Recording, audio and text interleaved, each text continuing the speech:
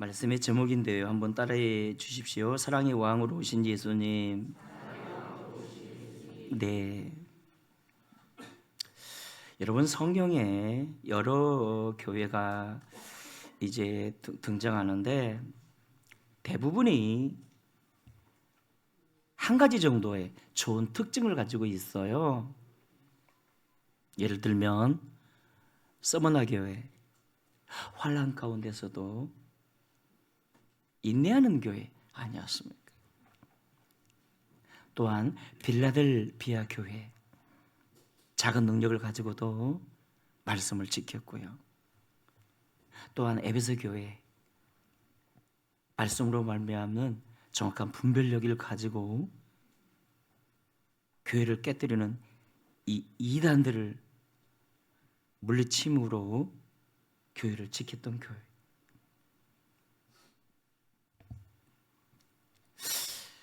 그런데 이런 여러 교회 중에서 세 가지나 좋은 특징을 가진 교회가 있었어요.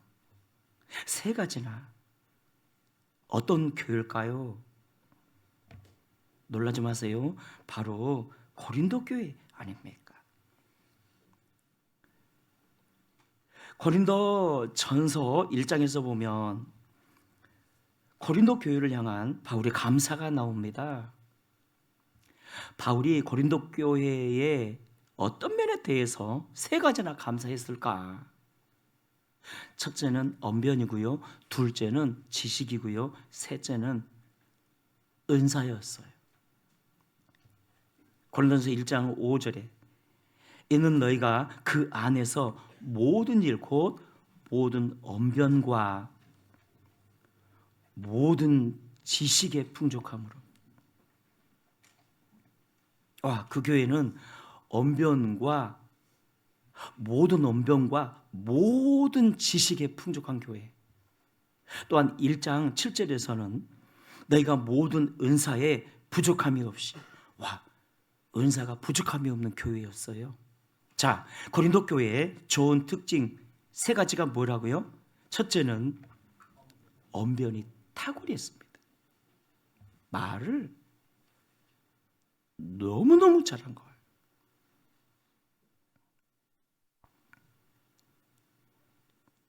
얼마나 말을 잘했는지 논리적으로. 왜냐하면 그들은 어릴 때부터 아이들을 철학학원에 보냈고요, 수사학을 공부시켰어요. 우리 어렸을 때 여러분 부모가 어디에 보냈죠? 주산학원 가 그러더라고. 주산학원 가서 725, 525, 325, 925 한 20년 세월이 흐르니까 이제는 주산학원을 컴퓨터 학원을 보냈잖아요. 고린도는요, 예술과 철학의 도시 아닙니까? 그래서 아이들을요, 가장 먼저 철학을 공부시켰고 수사학을 공부시켰어요. 그러니까 말을 너무너무 잘하는 거예요. 언변이 탁월한 교회. 어떤 목사님 보니까 언변이 얼마나 탁월하는지 너무너무 부럽더라고요. 둘째, 지식에 탁월했어요. 고린도 교인들은 얼마나 지식에 탁월했던지 그냥 창세기에서 말라기까지 이스라엘 역사에 능통했고요. 그래서 구약 성경에서 그리스도에 대한 탄생과 사역과 십자가와 부활과 재림에 대해서까지 너무너무 잘 드러내었고요. 성경 박사 아볼로에게서 배우지 않았습니까? 그들은 모든 언변과 모든 지식에 탁월히 했습니다.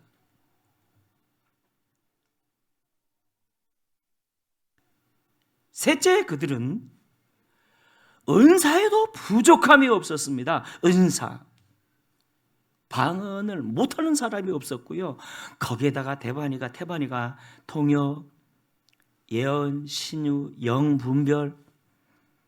그래서 병든 자의 몸에 손을 얹으면 귀신이 떠나가고 병이 막 고쳐지고요. 여러분 그런 교회 다니고 싶죠? 응?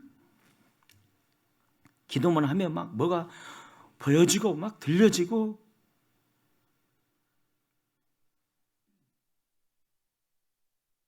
그러니까 공중에 붕 떠서 신앙생활 했던 교회가 바로 고린도 교회 아니었습니다.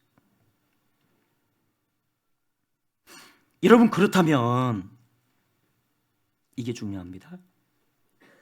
과연 그 교회가 신령한 교회였을까요? 우리 주님 보실 때 성숙하고 아름다운 교회였을까요?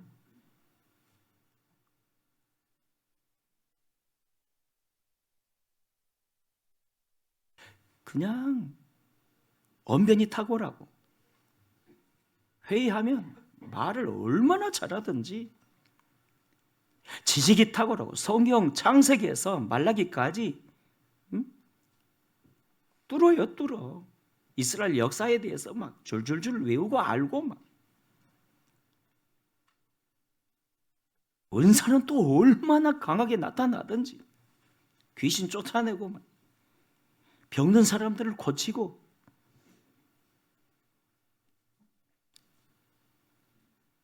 과연 그 교회가 신령한 교회였을까? 주님 보실 때 장성한 교회였을까요? 아니요, 그렇지 않아요. 고린도전서 3장 1절에서 바울이 이렇게 말합니다. 너희는 육신에 속한 자요. 무엇에 속한 자라고요? 육신에 속한 자요. 세상 사람 같다는 거예요. 어린 아이 같은 자로다. 도무지 성장이 안 된 사람들이다. 응? 야, 너희들 그 언변, 지식, 은사. 그래서 목에 힘을 주고 막 회의만 하면 싸우고 그러는데, 내가 옳다면서 네가 옳다면서 우리나라의 정치꾼들처럼.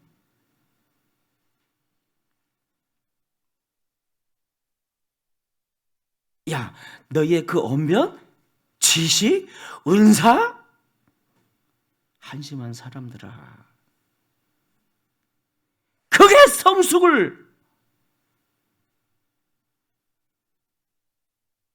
그게 성숙의 기준점이 아니야. 너희는 아직도 어린아이 같아. 장성하지 못하다고. 내가 성숙한 사람들로 대할 수가 없구나. 왜? 영적으로 어린아이 같으니까. 아니, 세상에 그렇게 말을 잘하고, 성경에 박사고, 은사가 그냥 줄줄 나타나고 능력이 나타나는데 어른이 아니래요. 육신에 속하였고 어린 아이래요. 영적으로 신령하지 못하답니다. 고전 3장 1절에서 말씀했죠. 형제들아, 내가 신령한 자를 대함같이 너희에게 말할 수 없어서 육신에 속한 자, 곧 그리스도 안에서 어린 아이들을 대함과 같이 하노라. 이들은 영적으로 아이다, 어린 아이다. 어쩜 그렇게 잘하질 않냐? 여러분, 이거 보면 그가 유명하다고 신령한 거 아닙니다.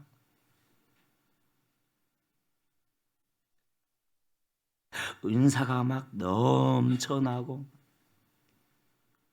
머리에 손만 얹으면 귀신이 떠나가고 병에서 낫고 막 잘 가르치고 무슨 많이 모인다고 그걸 신령으로 생각해서는 안 된다는 겁니다. 여기에 쫓아다니지 말라는 것입니다. 그렇다면 무엇이 신령일까? 누가 장성한 신앙인일까? 언변이 아니라 지식도 아니고 은사는 도둑 아닙니다. 그렇다면 무엇이 신령일까? 누가 장성한 성도죠? 고린도전서 13장에서 말씀합니다. 내가 사람의 방언과 천사의 말을 할지라도 이것이 없으면 소리나는 구리와 울리는 꽹과리가 되고, 천사의 말을 할지라도 이것이 없으면 귀를 틀어막고 싶을 정도로 울리는 꽹과리가 되고, 내가 예언하는 능력이 있어 모든 비밀과 모든 지식을 알고 또 산을 옮길 만한 모든 믿음이 있을지라도 이것이 없으면 내가 아무것도 아니요. 아무것도 아니요. 불신자 같은 사람이래요. 내게 있는 모든 것으로 구제하고 또 내 몸을 불사르게 내줄지라도 이것이 없으면 내가 아무 유익이 없느니라. 자, 그렇다면 이것이 뭐죠? 사랑이래요. 사랑이래요. 사랑. 8절에 사랑은 언제까지나 떨어지지 아니하되 예언도 피하고 방언도 그치고 지식도 피하리라. 우리는 부분적으로 알고 부분적으로 예언하니 온전한 것이 올 때에는 부분적으로 하던 것이 피하리라. 13절에 그런즉 믿음, 소망, 사랑 이 세 가지는 항상 있을 것인데 그 중에 제일은 사랑이라. 와, 여러분, 사람의 성숙의 척도가 뭐라고요? 사랑이랍니다. 사랑. 그런즉 믿음, 소망, 사랑 이 세 가지는 항상 있을 것인데 그 중에 제일은 사랑이라. 그 중에 제일은 뭐라고요? 사랑이라.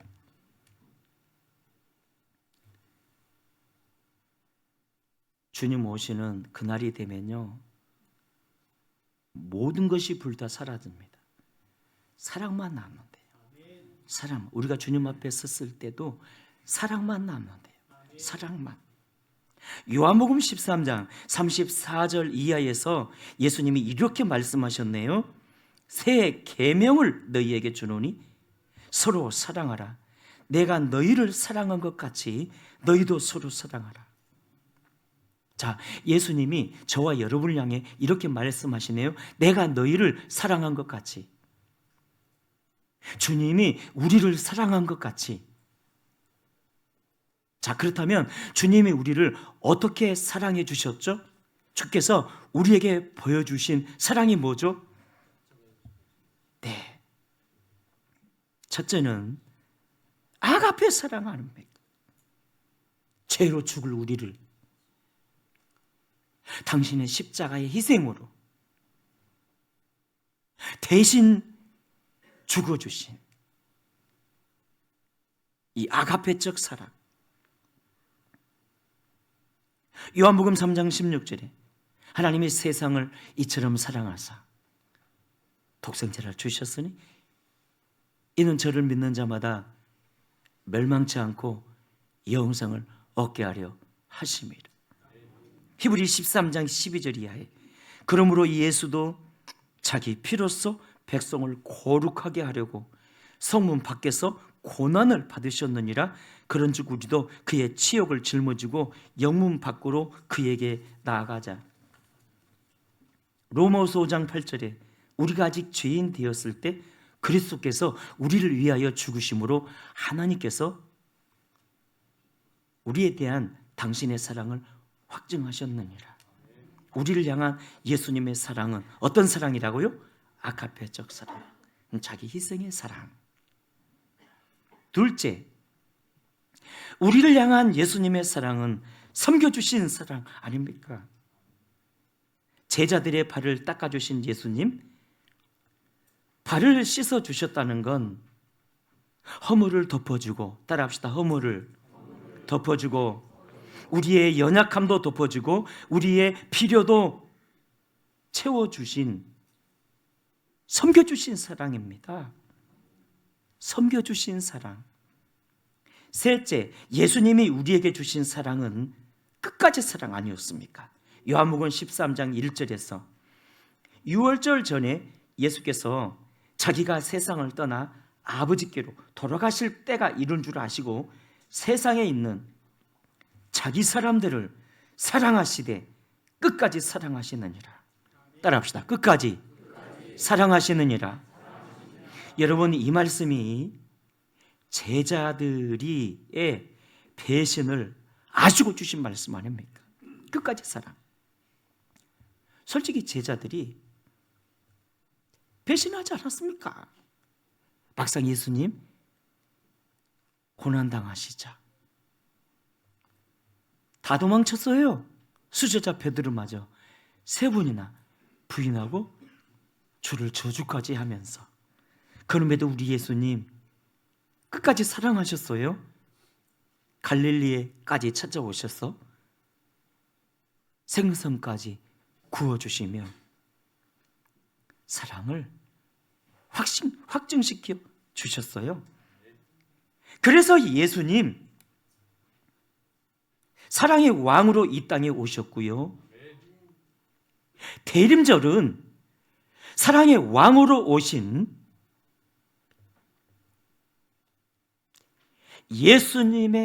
예수님을 기다리며 예수님의 사랑을 실천하는 기간 아닙니까? 그렇다면 우리가 실천해야 될 3가지 사랑이 뭘까요? 대림절 이 기간을 통해서 우리가 실천해야 할 3가지 사랑.